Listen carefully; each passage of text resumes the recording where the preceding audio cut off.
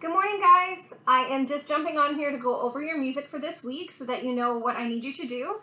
We are still working in our orchestra, so we are learning about the stringed family of instruments this week, which is our viola, our violin, cello, double bass, and harp. So I'm going to read your little blurb that's at the bottom of your page here for you that tells you all about these different instruments.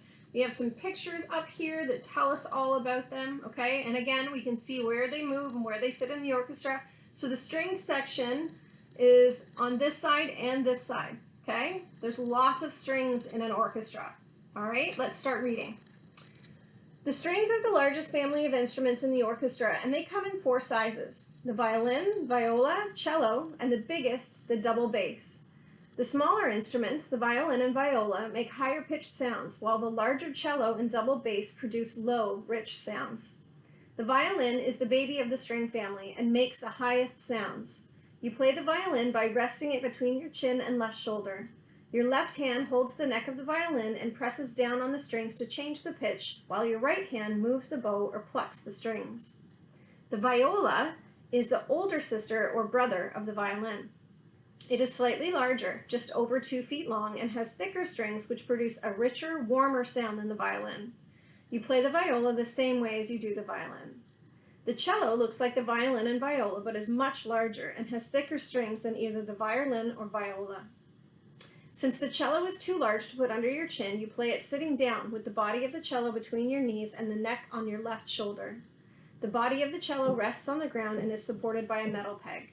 You play the cello in a similar manner to the violin and viola. The double bass is the biggest member of the string family, with the longest strings, which allow it to play very low notes. They are so big that you have to stand up or sit on a very tall stool to play them. Like the cello, the body of the double bass stands on the ground, supported by a metal peg, and the neck rests on your left shoulder. You produce sound just like on a cello, using the left hand to change pitch and the right to move the bow or pluck the string. The harp is different from other stringed instruments.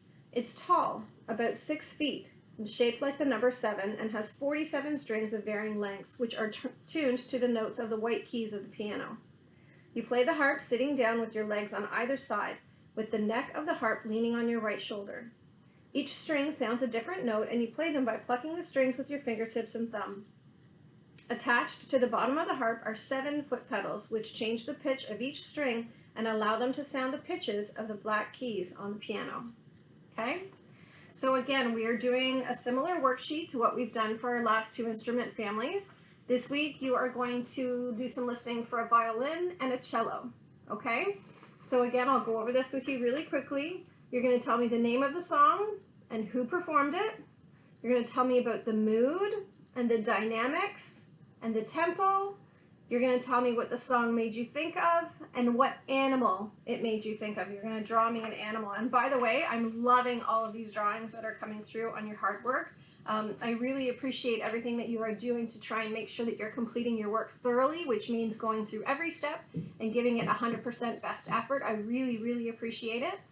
Again, if you have any questions at all this week with your work, you're going to find your listening selections up on the YouTube page, right? So you're going to have probably about 2 or 3 for you to choose from so that you can kind of pick and have some choice about what you're listening to. And if you have any questions, send me an email at leslie.scully@hillsideschool.ca. You can leave a message on the Facebook page, or you can leave a message on the YouTube page as well, okay? I hope that you have a wonderful week, and hopefully we can get together soon and be together in the classroom. Be safe and have a great week. Bye.